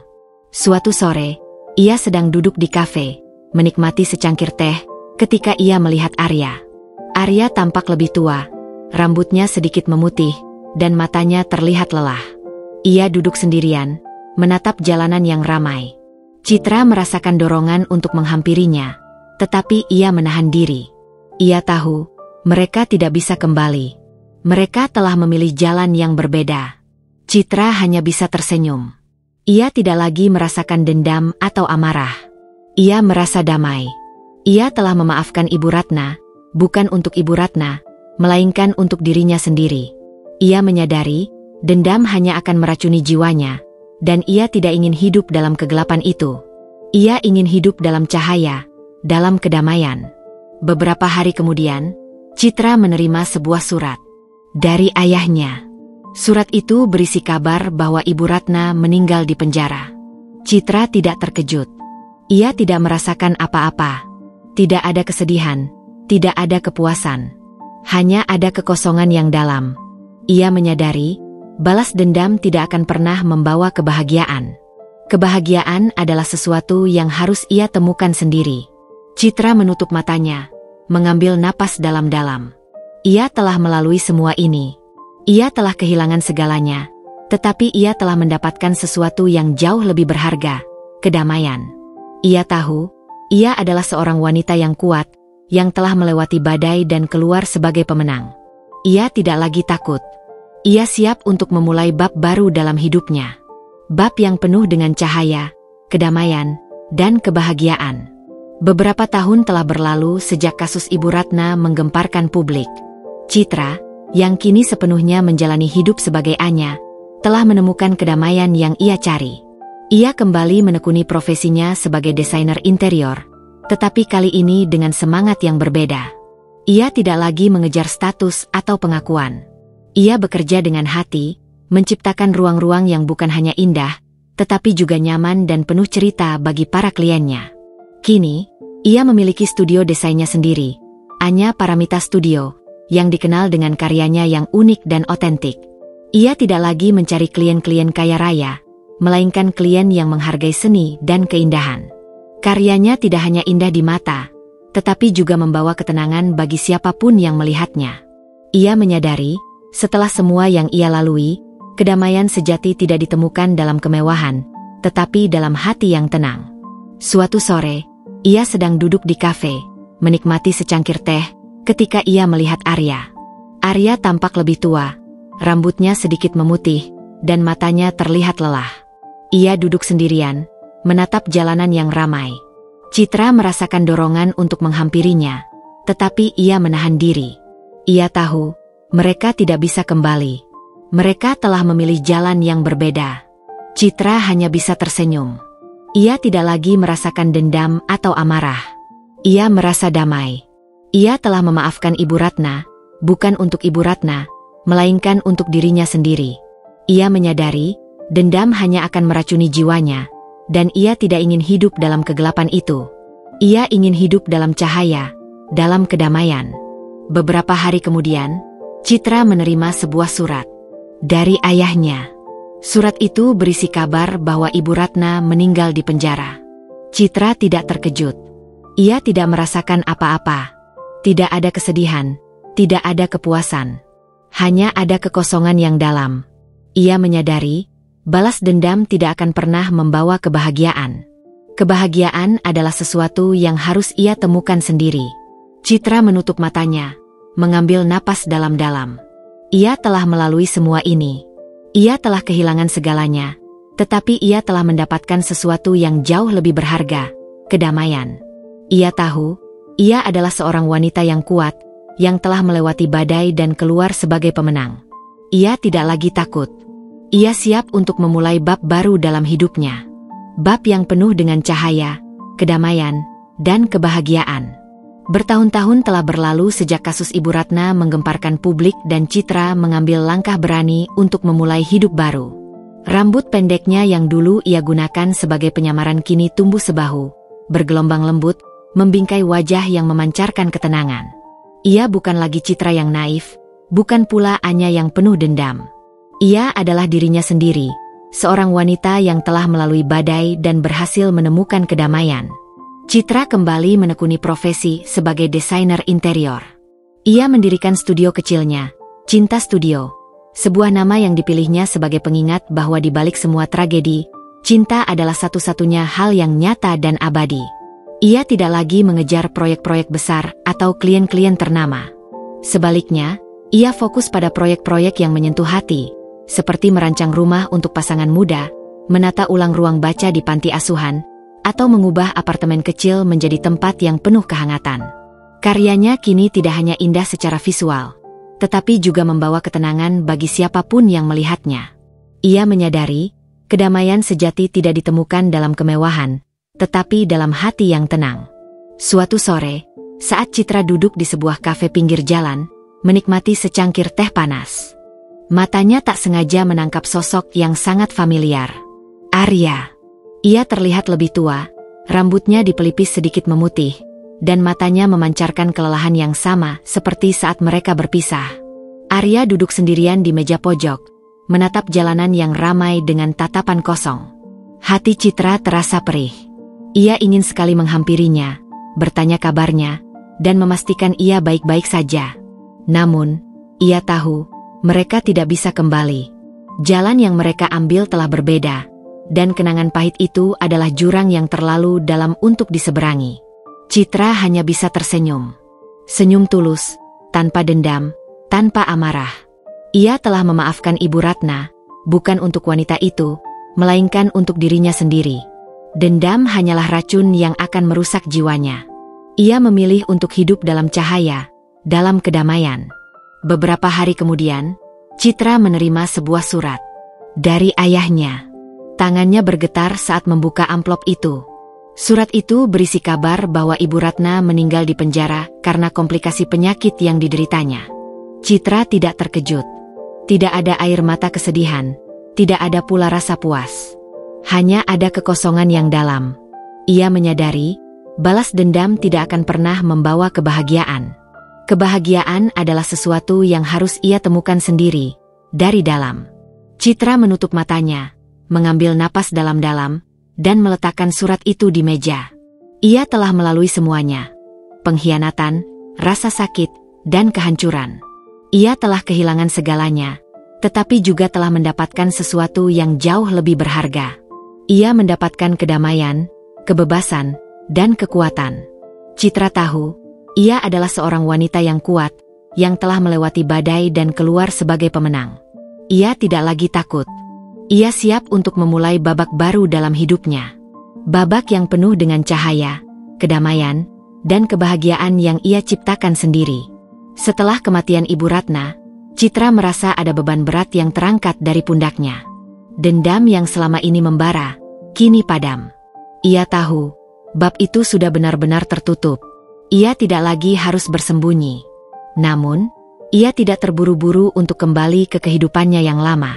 Citra kini lebih suka dipanggil Anya, tetap menjalani kehidupannya sebagai seorang desainer. Ia menyibukkan diri dengan proyek-proyek desain yang ia cintai. Karyanya tidak lagi hanya tentang keindahan visual, tetapi juga tentang memberikan ketenangan batin. Anya seringkali duduk berjam-jam dengan klien-kliennya, mendengarkan cerita mereka, memahami kebutuhan emosional mereka, dan kemudian menerjemahkannya ke dalam desain. Ia percaya bahwa sebuah rumah harus menjadi tempat di mana seseorang bisa merasa aman dan damai.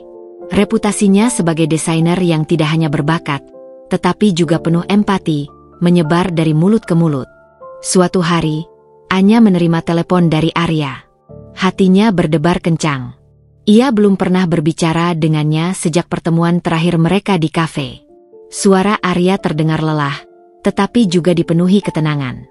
Anya, aku tahu ini mungkin aneh, tapi aku ingin bertemu denganmu, katanya. Mereka bertemu di sebuah taman kota yang rindang. Arya tampak lebih baik. Matanya tidak lagi terlihat kosong, meskipun jejak kesedihan masih terlihat. Ia mengatakan bahwa ia telah memulai hidup baru. Ia tidak lagi bekerja di perusahaan ibunya. Ia kini mengajar di sebuah universitas, berbagi ilmunya dengan generasi muda. Aku menyadari, kata Arya, bahwa aku tidak butuh kekuasaan dan kekayaan untuk menjadi bahagia. Aku butuh kedamaian. Dan aku menemukannya saat aku bisa berbagi. Itu adalah hal yang Citra selalu coba ajarkan padaku, tapi aku terlalu buta untuk melihatnya. Anya tersenyum. Aku senang kamu akhirnya menemukan itu. Mereka berbicara selama berjam-jam, mengenang masa lalu tanpa rasa sakit, dan membicarakan masa depan tanpa harapan palsu. Mereka menyadari bahwa cinta mereka tidak pernah pudar, tetapi bentuknya telah berubah. Mereka tidak lagi kekasih. Mereka adalah dua orang yang saling mendukung, yang telah melalui masa sulit bersama dan keluar sebagai pemenang. Sebelum berpisah, Arya menatap Anya. Terima kasih, Anya. Kamu telah menyelamatkanku. Anya menggeleng. Kamu menyelamatkan dirimu sendiri, Arya. Mereka berpisah dengan senyum. Anya tahu, ia tidak lagi harus takut. Ia telah mendapatkan segalanya. Bahkan lebih. Ia mendapatkan kedamaian, kebebasan, dan kekuatan. Ia siap untuk memulai babak baru dalam hidupnya. Bab yang penuh dengan cinta, kedamaian, dan kebahagiaan yang ia ciptakan sendiri. Hari-hari berlalu menjadi bulan, bulan menjadi tahun. Citra, atau yang kini lebih akrab dipanggil Anya oleh orang-orang di sekitarnya, menemukan ritme hidup baru yang menenangkan. Ia tak lagi memburu proyek-proyek besar, melainkan memilih pekerjaan yang memberinya kepuasan batin. Salah satu proyeknya yang paling menyentuh adalah merancang ulang sebuah panti asuhan. Ruang-ruang yang dulunya kusam dan suram, diubahnya menjadi tempat yang penuh warna, keceriaan, dan kehangatan. Ia bahkan mendirikan sebuah yayasan kecil, Cinta Paramita, yang berfokus pada pembangunan ruang-ruang terapi untuk anak-anak yang mengalami trauma. Hidupnya penuh dengan makna. Ia menemukan kebahagiaan sejati dalam memberi, bukan dalam memiliki. Ia tahu, semua yang ia lalui, kecerobohan Marmer, kecelakaan yang tragis, pemalsuan kematian, hingga rencana balas dendam, telah membentuknya menjadi sosok yang lebih baik.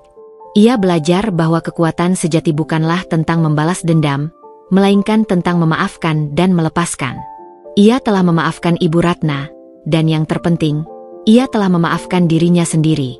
Suatu hari, saat Anya sedang bekerja di studionya, ia menerima sebuah paket kecil. Di dalamnya, ada sebuah buku sketsa tua miliknya, yang berisi semua desain awal proyek perumahan di Bintaro. Di halaman terakhir, ia menemukan sebuah catatan kecil. Tulisan tangan itu adalah tulisan Arya. Citra, jika kamu membaca ini, aku tahu kamu di luar sana. Aku tidak tahu di mana, tapi aku tahu kamu bahagia. Aku ingin kamu tahu, aku selalu mencintaimu. Aku akan selalu mencintaimu. Pergi dan mulailah hidupmu. Jangan pernah melihat ke belakang. Aku akan selalu menjadi bayangan yang mendukungmu dari jauh. Selamat tinggal. Air mata mengalir di pipi Anya. Ia tahu, ini adalah perpisahan yang sebenarnya. Ini adalah akhir dari sebuah kisah yang penuh luka, tetapi juga penuh dengan pelajaran. Ia menutup buku sketsa itu, dan meletakkannya di rak buku. Ia tidak akan pernah melupakannya, tetapi ia tidak akan membiarkannya mengendalikan hidupnya. Anya berdiri, menatap matahari terbenam dari jendela studionya. Ia tersenyum. Ia telah mendapatkan segalanya, bahkan lebih. Ia mendapatkan kedamaian, kebebasan, dan kekuatan.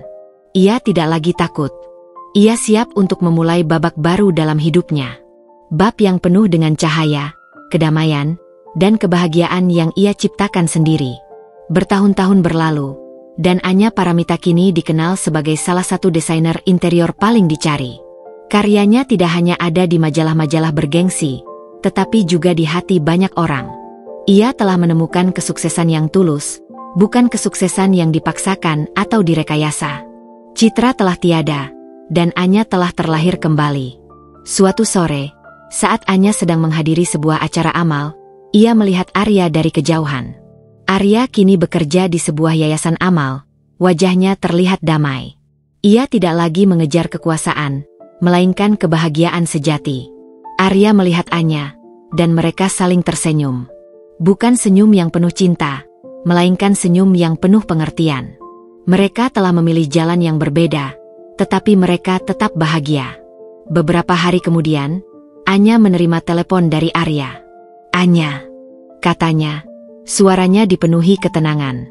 Aku ingin mengundangmu ke acara amal kami. Aku tahu kamu sibuk, tapi aku ingin kamu hadir. Aku ingin kamu melihat sesuatu. Anya terkejut, tetapi ia setuju. Ia datang ke acara itu, dan ia melihat sebuah ruang yang didesain dengan indah. Ruang itu adalah ruang konsultasi untuk anak-anak korban kekerasan.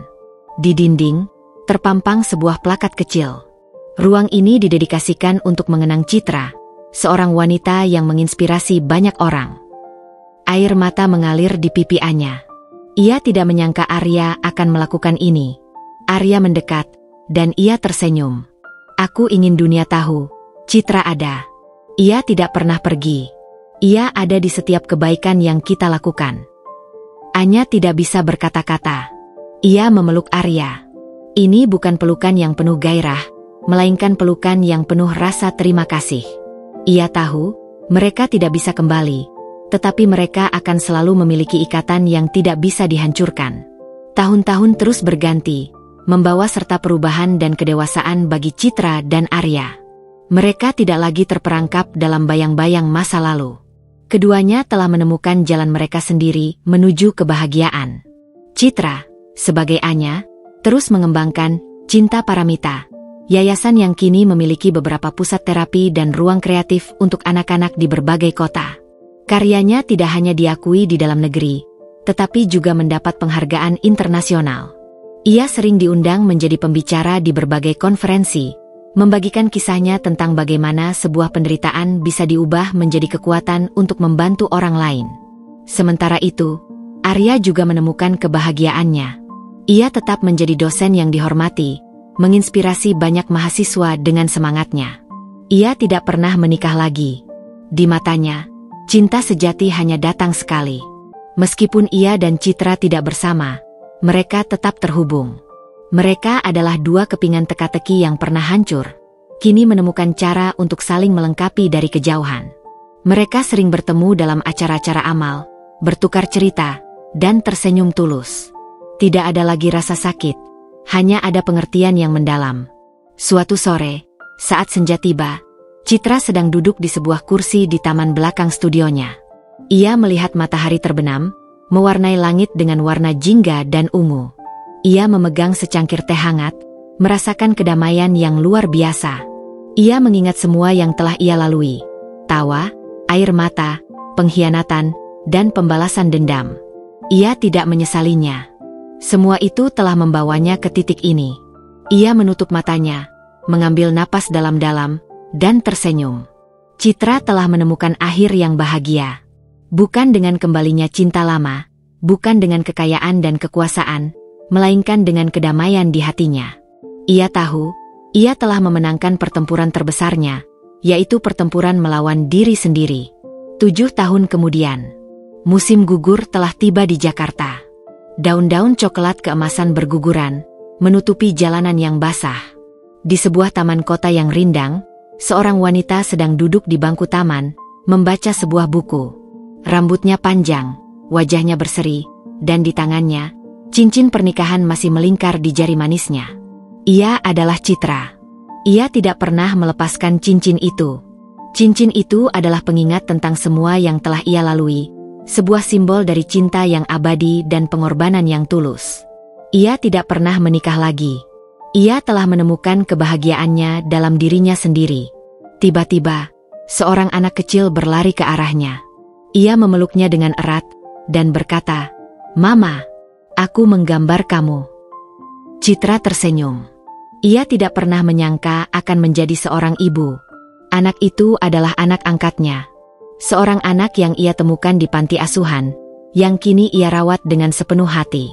Ia telah menemukan cinta yang baru, cinta yang lebih tulus, cinta yang tidak pernah ia duga. Di kejauhan, ia melihat Arya. Arya kini telah menikah dengan seorang wanita yang baik hati, dan mereka memiliki seorang anak perempuan. Arya tersenyum ke arahnya, dan ia membalas senyum itu. Bukan senyum yang penuh cinta, melainkan senyum yang penuh pengertian dan kedamaian. Citra mengusap kepala anaknya, dan ia menatap ke depan. Ia tidak lagi takut. Ia telah menemukan kedamaian, kebebasan, dan kekuatan. Ia siap untuk memulai babak baru dalam hidupnya. Bab yang penuh dengan cahaya, kedamaian, dan kebahagiaan yang ia ciptakan sendiri. Bertahun-tahun telah berlalu, membawa serta kedamaian yang mendalam dalam hidup Citra. Ia telah menemukan makna sejati dalam pengabdian. Studio desainnya yang kecil telah berkembang pesat, dan proyek-proyeknya yang berfokus pada ruang terapi untuk anak-anak telah memberikan harapan bagi banyak keluarga. Citra, yang kini dikenal sebagai Anya, adalah simbol ketangguhan dan kasih sayang. Ia adalah bukti hidup bahwa dari kehancuran bisa terlahir keindahan yang tak terduga. Suatu sore, Citra duduk di sebuah kursi di pinggir taman, menatap anaknya yang sedang bermain. Sebuah mobil berhenti, dan seorang pria turun. Arya. Ia berjalan mendekat, dan duduk di sampingnya. Mereka tidak berbicara, hanya duduk dalam keheningan yang nyaman. Senja mewarnai langit, dan angin sejuk berhembus. Aku melihatmu bahagia, kata Arya, suaranya pelan. Aku melihatmu juga, jawab Citra, tersenyum. Mereka telah menemukan akhir yang berbeda, tetapi kebahagiaan mereka sama. Mereka telah memaafkan masa lalu, dan memilih untuk hidup di masa sekarang. Mereka tidak lagi terperangkap dalam bayang-bayang dendam, melainkan terbebas dalam cahaya pengampunan. Citra menatap Arya, dan ia menyadari, meskipun mereka tidak bisa kembali, mereka tidak pernah benar-benar berpisah. Cinta mereka telah berubah bentuk, menjadi sesuatu yang lebih besar, lebih murni, dan lebih abadi. Cinta yang tidak membutuhkan kata-kata atau janji, tetapi hanya pengertian yang mendalam. 7 tahun kemudian, di sebuah pagi yang cerah, Citra berdiri di balkon studionya. Udara segar Jakarta terasa sejuk di wajahnya. Ia memandang ke bawah, ke arah jalanan yang ramai. Ia tidak lagi melihatnya sebagai tempat yang penuh bahaya, melainkan sebagai tempat yang penuh kehidupan. Seorang anak kecil berlari ke arahnya, memeluknya dengan erat. "Mama, lihat," katanya, menunjukkan gambar seekor kupu-kupu yang indah. "Aku menggambarnya untukmu." Citra tersenyum. Kupu-kupu.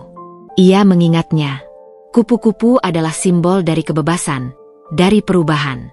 Ia menyadari, ia seperti kupu-kupu. Setelah melalui proses yang menyakitkan, ia akhirnya keluar dari kepompongnya dan terbang bebas. Di kejauhan, ia melihat sebuah mobil berhenti. Arya keluar dari mobil, tersenyum, dan melambaikan tangannya ke arahnya. Ia telah menemukan kebahagiaannya sendiri, dan Citra pun demikian. Mereka telah belajar untuk saling melepaskan, tetapi tidak pernah melupakan. Citra memeluk erat anaknya. Ia telah memaafkan masa lalu, dan ia siap untuk masa depan. Babak baru dalam hidupnya telah dimulai. Bab yang penuh dengan cinta, kedamaian, dan kebahagiaan yang ia ciptakan sendiri. 7 tahun telah berlalu sejak Citra berdiri di balkon studionya, menyaksikan senja yang membawa kedamaian. 7 tahun yang dipenuhi oleh proses penyembuhan, pertumbuhan, dan penerimaan. Citra, yang kini sepenuhnya dikenal sebagai Anya, telah berhasil membangun kehidupan yang jauh melampaui impiannya. Yayasan Cinta Paramita, yang ia dirikan bersama ayahnya telah berkembang pesat.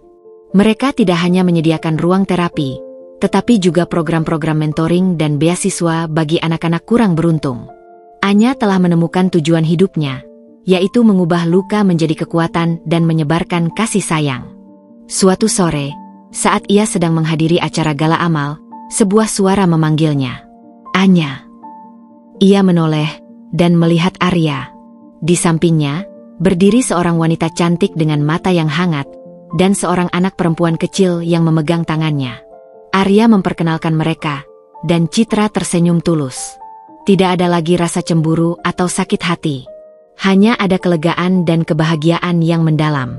"Aku sangat bahagia untukmu, Arya," bisiknya. "Kamu pantas mendapatkan kebahagiaan ini." Arya mengangguk.